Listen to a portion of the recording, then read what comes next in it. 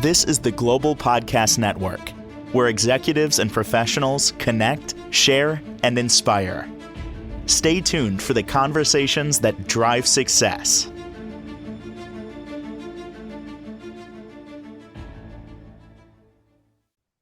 And welcome back, everybody. Relationships. That's what we're talking about today. There can be challenging. There's so many benefits from great relationships, but there's also challenges in lying in that because you got different personalities, different dynamics, different situations. He's somebody that counsels individuals and even couples on relationships, and he also offers mediation as well. Does a lot, this gentleman. He is our professional of the year. He's a licensed marriage and family therapist, certified family mediator, certified elder mediation associate in counseling and mediation, and he's back with us. Gary Santucci on the program. How you doing today? I'm doing well, Steve. How about yourself?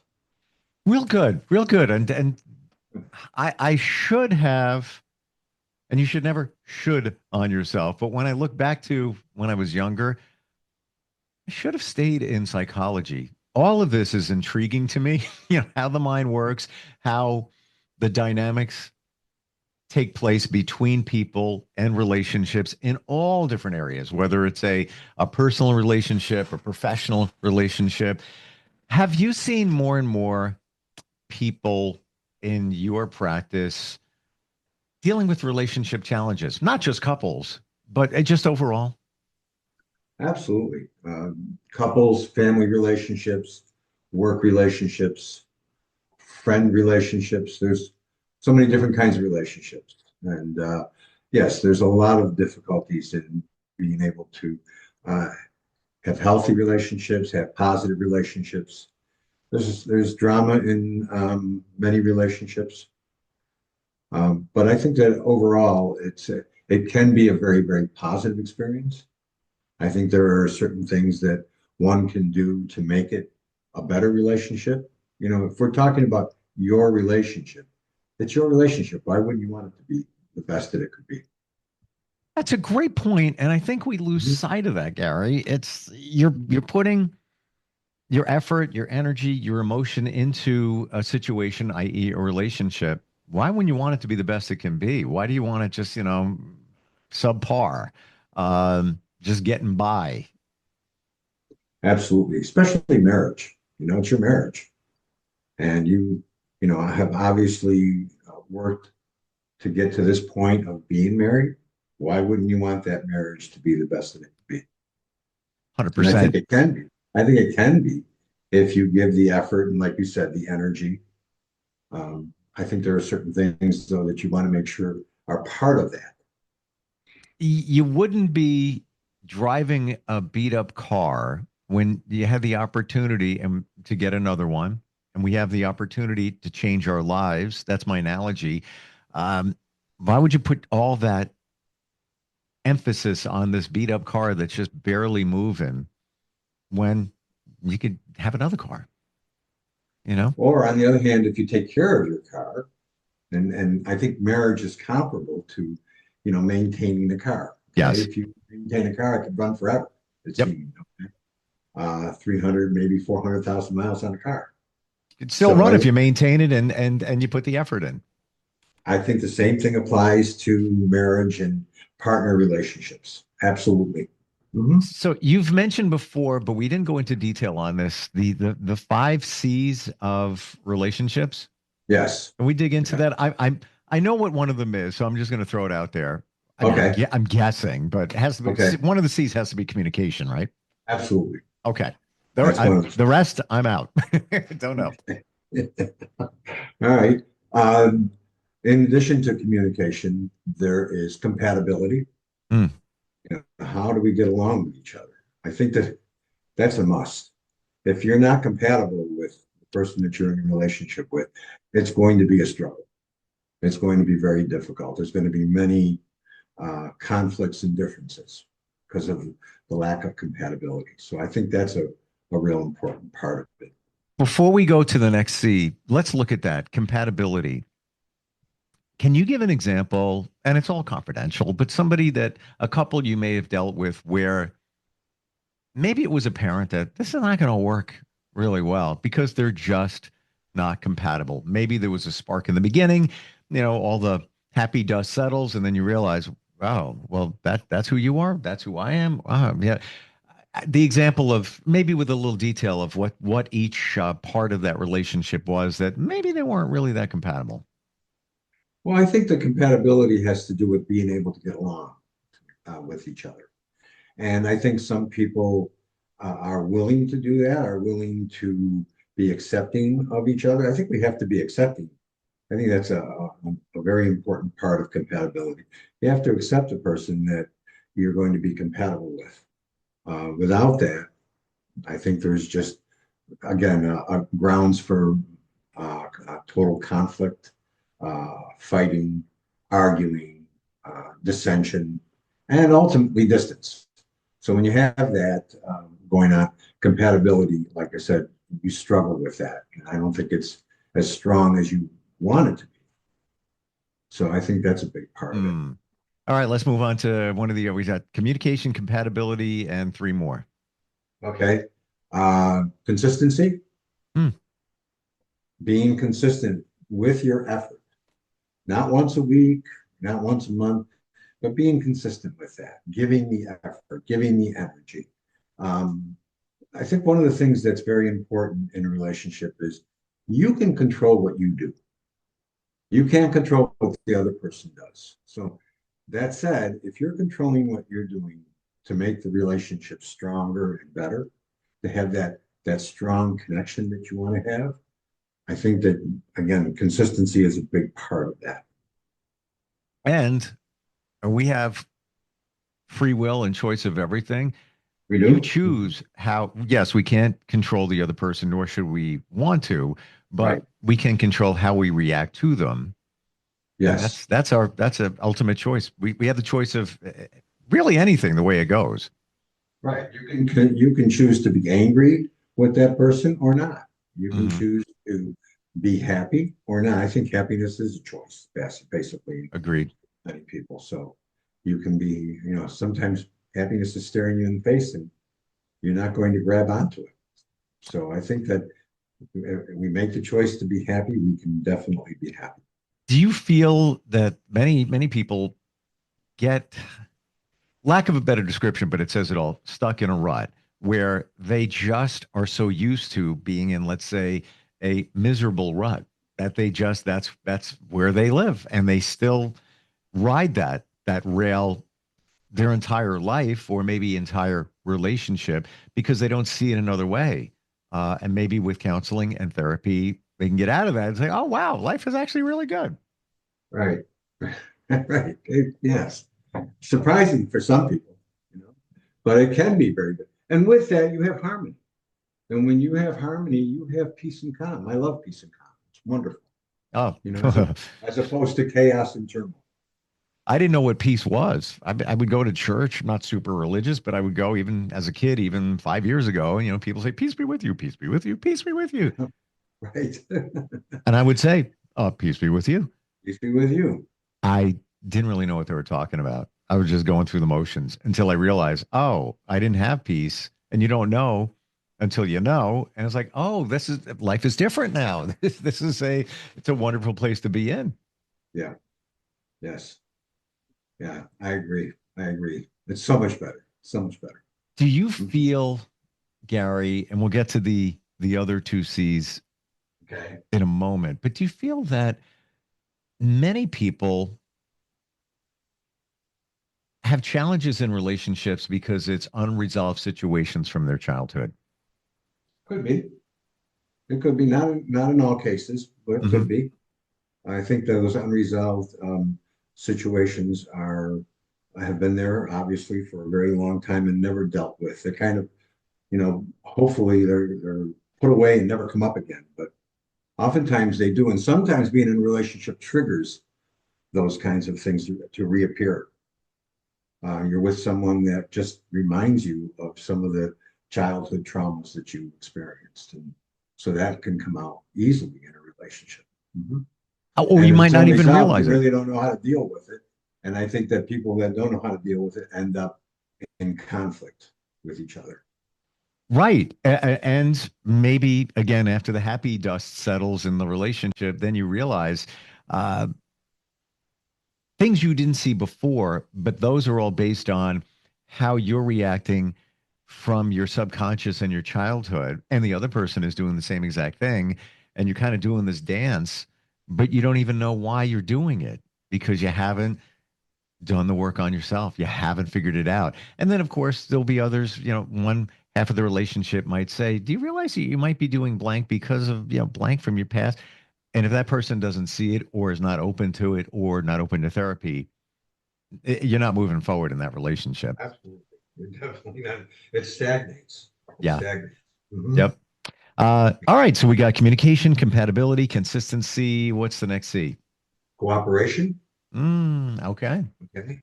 We want cooperation from the person that we are in a relationship with. And I believe the best way of having cooperation is to give it, just like respect. You want cooperation from someone, you want to be willing to give that cooperation. And I think again, that also creates harmony. If the other person knows that I'm cooperating, they're much more likely to want to cooperate back with me. And again, I think that just creates an environment where you can really grow together and experience relationships in ways that you could never think of. Because there's no ceiling on how strong a relationship can be. That's entirely up to the people in the relationship. So I think with cooperation, you have a very good chance of realizing those kinds of things. Can you give a real example, practical example of what cooperation might be in a situation with a couple? Well, for example, responsibilities around the house. Okay. Okay. We have certain roles in our relationship. Sometimes they're stereotyped roles, male and female roles. Okay. But if you see that something needs to be done, okay, and your thought would be, well, I don't need to do that because she's going to do that or he's going to do that. Instead of, that needs to get done. I can do that. Why don't you do that? The other person sees that you're giving that kind of effort. And so there's more of a likelihood that the same thing applies to your partner. They see something that needs to be done, same thing. So I think that cooperation is very catchy, and it can rub off on each other. And I think when that happens, we work together better. We work as a team better. Gotcha. It's also another strength of a relationship, Mm. working together. The two words work together, that crystallizes cooperation. Totally Without see a it doubt. now. Yeah. Without a doubt. Mhm. Yeah. All right. The fifth and final C. What do we have? Commitment. Whoa. Okay. Huh. Well, let's not underestimate that. There are people that are afraid to make a commitment for whatever reason. There's multitudes of reasons of fear of commitment. But when you make that commitment, you have really made that, you've given yourself to that relationship. You said that, I'm in this all the way, not part of the way, I'm in this all the way. And I think that when you're in it all the way and you give that effort and that energy and that cooperation and that consistency, and you have strong communication, your relationship is going to be very, very strong and enjoyable and wonderful. And this is the kind of thing that you are really seeking, because those are things that are going to bring you happiness and contentment and fulfillment. And so I think that those are all parts of having a healthy lifestyle, having a happy lifestyle, enjoyable. I think those are great things to work on in your relationship and strengthen. Like I said, there's no ceiling on how strong it can be. So the examples that we've given with the five C's apply to close relationships, personal relationships. Yeah, Could we take some of these and translate it to, let's say, a business relationship? absolutely. Absolutely. Because with business relationships, you want cooperation. Mm-hmm. You're in this together. You're trying to, have it be so that it's a fair and equitable agreement between two parties. And so why wouldn't you want there to be cooperation instead of being adversarial? Adversarial relationships are not really, they're not relationships that are going to really move forward in a positive way. So I think in that respect, yes. And communication in a business relationship is a very, very important part of it.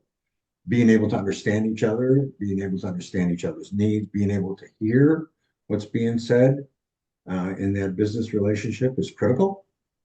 So I think that's also very important.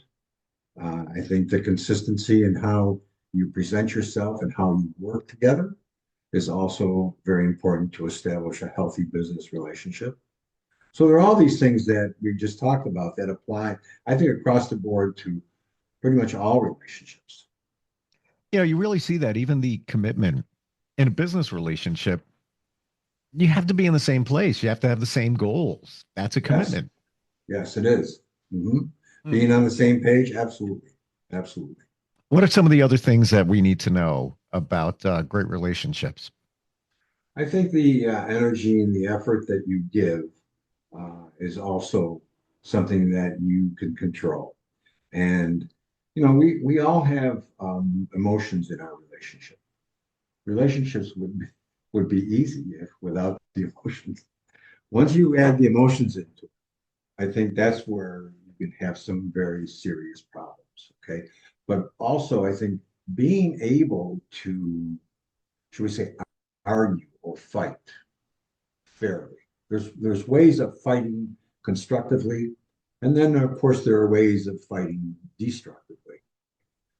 Destructive fights are yelling and screaming and name calling and put downs and threats and all sorts of things like that. Okay. Constructive arguments are giving each of you an opportunity to express how you feel, an exchange of ideas, an exchange of feelings. I hear you. I understand what you're feeling. We can move together because it helps us be on the same page. And so arguing can be constructive and have a positive outcome to any relationship. It can also have a negative outcome, depending on what your choice is. There you go with the choices again, right? What kind of choice are you making? So I Does think in that, you know, does a it's couple have to, we're talking about, constructive fighting. Does a couple have to have had a fight to attend any kind of relationship therapy? well, I think that if you're fighting and you're fighting most of the time and you are not resolving anything, because I hear a lot of times, well, we fight a lot. What are you fighting about? Well, we fight about the same things. Mm. When you're fighting about the same things, it's clear that you're not resolving it. Why are you not resolving it? Well, because I think that when you're in that situation, one or both parties want to win the fight. So when we have one person winning the fight, we have one person losing the fight. And if you're losing all the time, after a while, why bother? You begin to withdraw your effort, stop trying, you stop giving the energy, and in that way, then the relationship begins to deteriorate. So if you are going to have an argument, constructive argument, you want that to be a win-win. I get some of what I want, you get some of what you want. Okay, we both have, should we say, skin in the game. Okay, Mm-hmm. and it works out so that we can walk away feeling better about that, as opposed to, well, there I lost again. I lost again, and that gets old after a while. Or in your mind, you did win, but they don't see it. That's true. That's Yeah. true. Is there a Mhm. difference between these two words, counseling and therapy? Coaching, obviously, we put that over to a side over here, but counseling and therapy, same thing or no? Pretty much the same thing.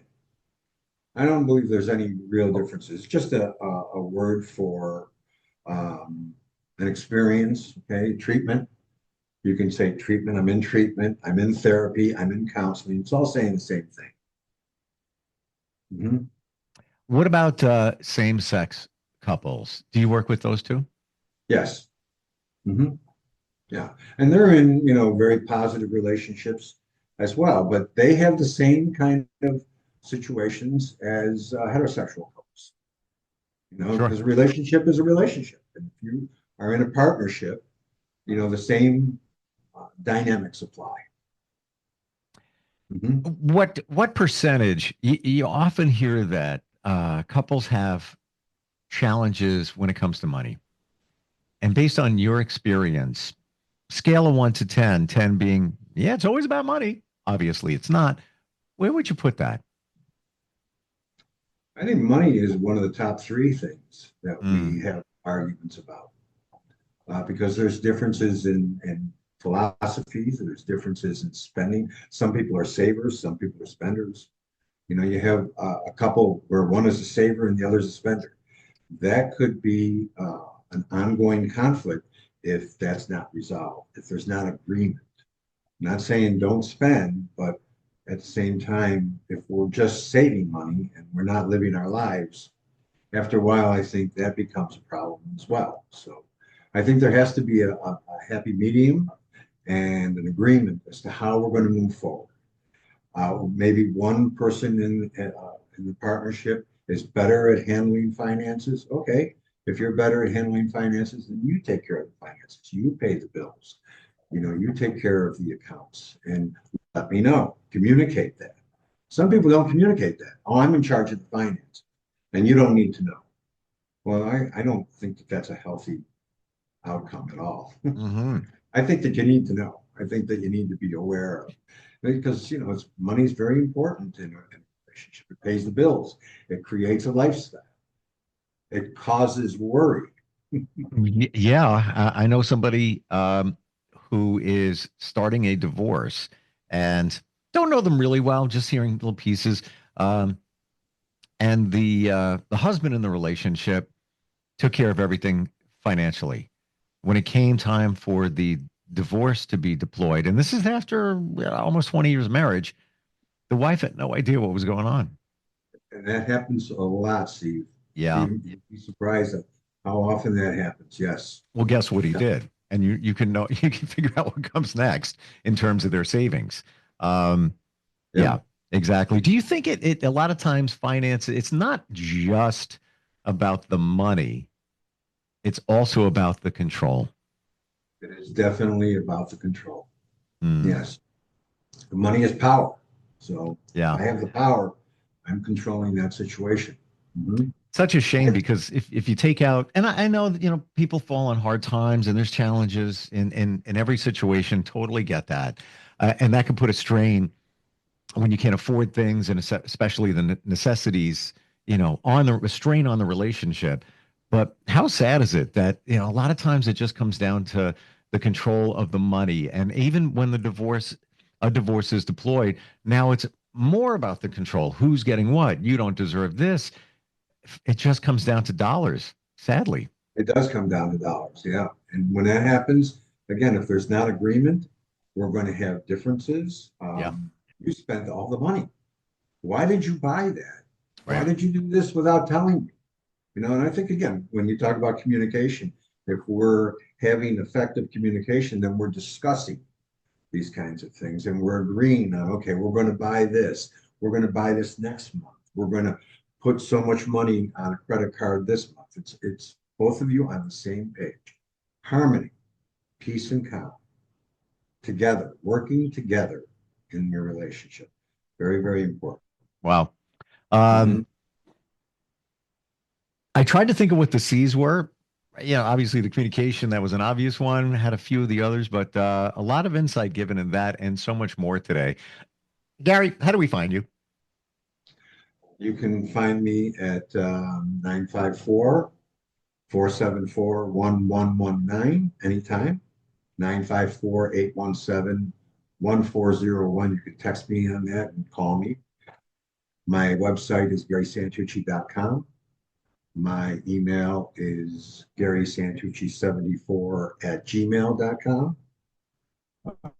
Those are primary ways of Sure. And reaching. Santucci, Gary Santucci, Yes, SANTUCCI.com.